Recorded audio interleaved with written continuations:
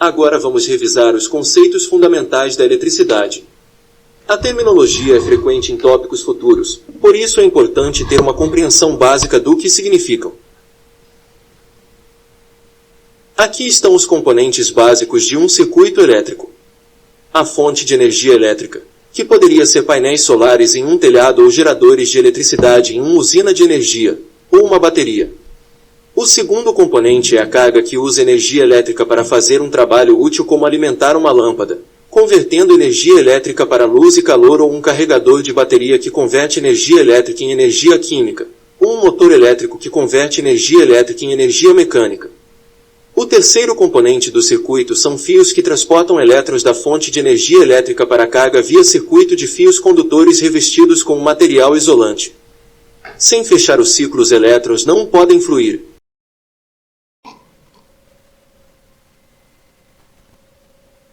Unidades de eletricidade. Carga elétrica, Coulomb. O Coulomb é a unidade de carga elétrica no sistema SI. É abreviado como C. O Coulomb é definido como a quantidade de eletricidade transportada em 1 segundo por uma corrente de 1 ampere. É aproximadamente equivalente a 6,24 vezes 10⁻18 elétrons, sendo a carga de 1 elétron, a carga elementar, definida como 1,6 vezes 10 a menos 19 coulombs. Corrente elétrica, ampere. Definimos corrente elétrica como a taxa de fluxo de carga em um determinado ponto em um circuito elétrico. Na maioria dos dispositivos elétricos, os portadores de carga são elétrons carregados negativamente que se movem sob a influência de uma tensão para criar uma corrente elétrica. Em dispositivos semicondutores, os portadores de carga, elétrons ou lacunas, convergem para criar uma corrente. Em um eletrólito, os portadores de carga são os íons, enquanto no plasma, um gás ionizado, são os íons e os elétrons. Como vimos, o ampere é uma unidade fundamental do SI. O ampere, A, é a unidade de medida da corrente elétrica no SI, que equivale a um fluxo de carga de 1 coulomb por segundo.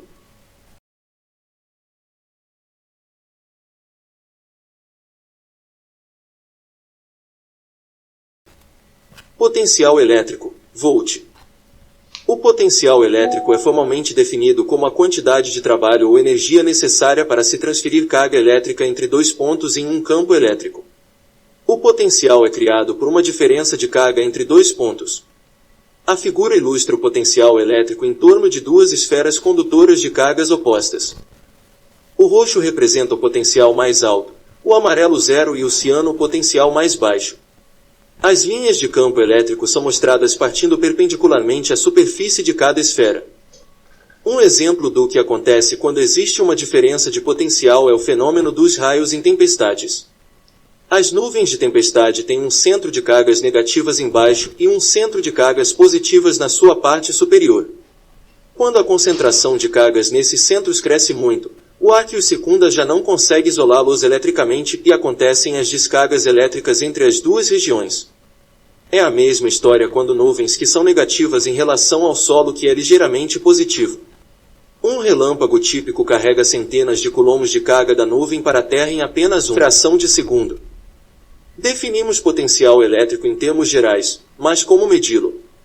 A resposta é o volt, V, que mede a diferença de potencial entre dois pontos. Existem várias formas de definir o volt no SI.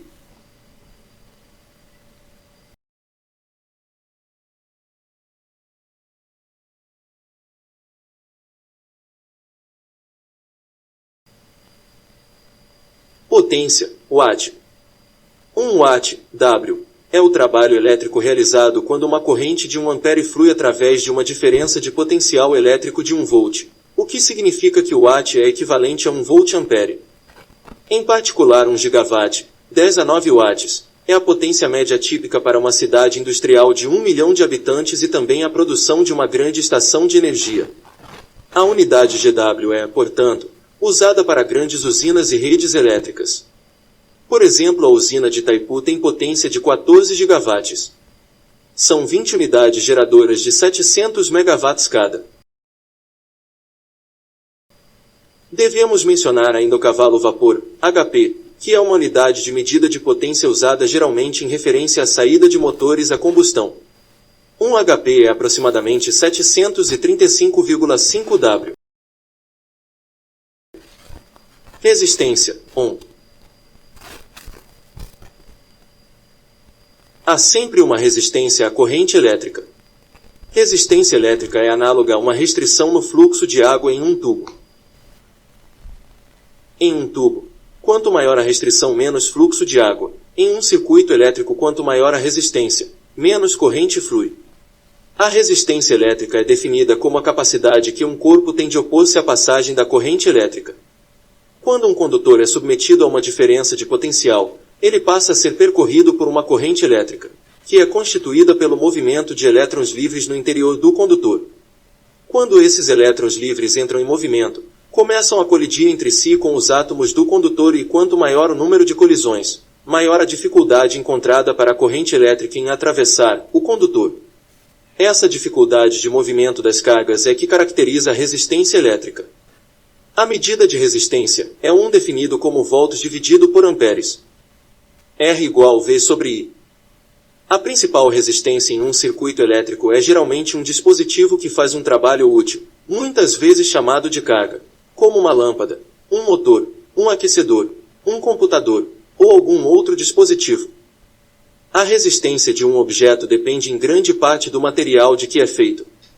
Objetos feitos de isolantes elétricos como borracha tendem a ter resistência muito alta e baixa condutância, enquanto objetos feitos de condutores elétricos como metais tendem a ter resistência muito baixa e alta condutância. Esta relação é quantificada pela resistividade ou condutividade. A natureza de um material não é o único fator de resistência e condutância, pois ela também depende do tamanho e da forma de um objeto. Por exemplo, a resistência de um fio é maior se for longo e fino e menor se for curto e grosso. A geometria é importante porque, assim como é mais difícil escoar a água através de um tubo longo e estreito do que um tubo largo e curto, da mesma forma, um fio de cobre longo e fino tem maior resistência, condutância mais baixa, do que um fio de cobre curto e grosso. Uma analogia fácil para entender os conceitos de potencial elétrico, resistência e corrente é pensando na eletricidade como fluxo de água. Podemos criar alto potencial enchendo uma caixa d'água. Isso é análogo a uma diferença de tensão. E assim como carregar uma bateria, é preciso energia para encher uma caixa d'água. Lembre-se da lei da conservação de energia. A água fluirá se criarmos um caminho entre um ponto de alto potencial e um ponto de baixo potencial, assim como a corrente elétrica. O caminho em nossa analogia pode ser um cano que permite que a água flua da caixa d'água até o solo.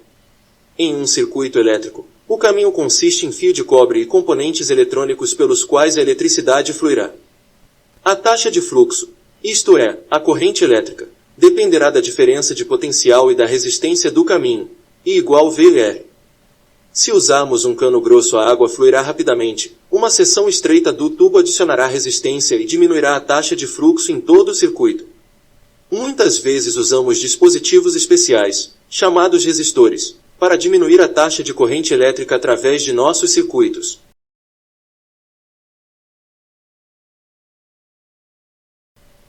Capacitância, farad. Capacitores são componentes eletrônicos amplamente utilizados em sistemas de energia renovável, desempenhando funções essenciais incluindo armazenamento de energia, filtragem de ruídos e interferência, correção do fator de potência, estabilização de tensão e proteção contra surtos. Os supercapacitores, também conhecidos como capacitores de dupla camada ou capacitores eletroquímicos, são dispositivos de armazenamento de energia que apresentam uma capacidade muito maior do que os capacitores convencionais. Um capacitor armazena energia elétrica em um campo elétrico, formado por duas placas condutoras separadas por um material isolante chamado dielétrico. Quando uma diferença de potencial é aplicada nas placas, cargas positivas se acumulam em uma delas e cargas negativas se acumulam na outra. O princípio básico de funcionamento de um capacitor é a capacidade de armazenar carga elétrica. Essa carga armazenada é proporcional à diferença de potencial, tensão, aplicada ao capacitor e à sua capacitância, que é uma medida da capacidade do capacitor de armazenar carga. A capacitância é determinada pelas características físicas do capacitor, como a área das placas condutoras, a distância entre elas e a constante dielétrica do material isolante. Quando um capacitor está descarregado, ele se comporta como um circuito aberto, bloqueando a passagem da corrente elétrica. No entanto, quando uma tensão é aplicada aos terminais do capacitor, ele começa a carregar.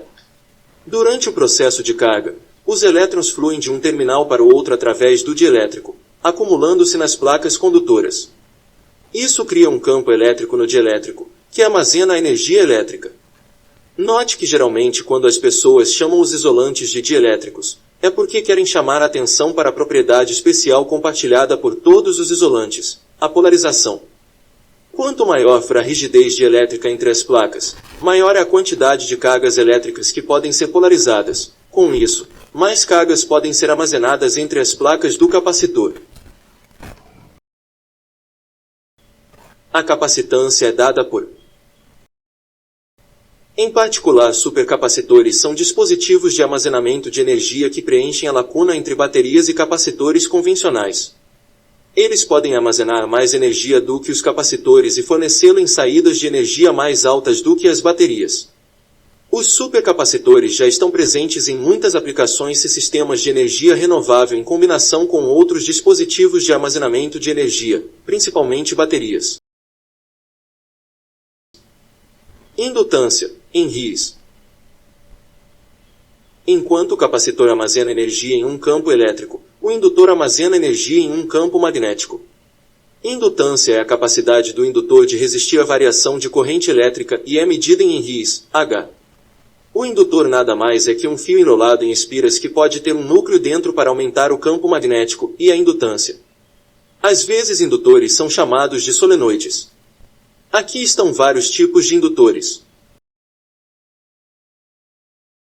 A indução eletromagnética ou magnética produz uma força eletromotriz, Fm, através de um condutor elétrico em um campo magnético variável. Na figura, a corrente elétrica alternada flui através do solenoide à esquerda, produzindo um campo magnético variável. Este campo faz com que, por indução eletromagnética, uma corrente elétrica flua na espira do lado direito. A indução eletromagnética tem muitas aplicações, incluindo componentes elétricos, como indutores e transformadores, e dispositivos como motores e geradores elétricos. A fórmula para calcular a indutância em um solenoide é esta. Em particular, os transformadores são uma parte importante de uma rede da transmissão e distribuição de energia elétrica, uma vez que aumentam ou diminuem as tensões em circuitos elétricos com pouca perda de potência. Os transformadores têm um núcleo de aço laminado envolto com duas bobinas de fio de cobre como mostrado. O enrolamento primário, mostrado aqui em azul, recebe uma corrente de uma fonte de corrente que induz fluxo magnético no núcleo. O fluxo no núcleo induz corrente na bobina secundária, aqui mostrada em vermelho, que é então enviada para a lâmpada. A mudança de tensão do enrolamento primário para o enrolamento secundário é proporcional ao número de espiras do transformador. Se a proporção for maior que 1, o que significa que há mais voltas no enrolamento primário do que no secundário, então a tensão é menor no secundário do que no primário. Essa configuração é chamada de transformador step-down. Por outro lado, se a razão é maior que 1, a tensão no secundário é maior que a primária, e temos um transformador step-up.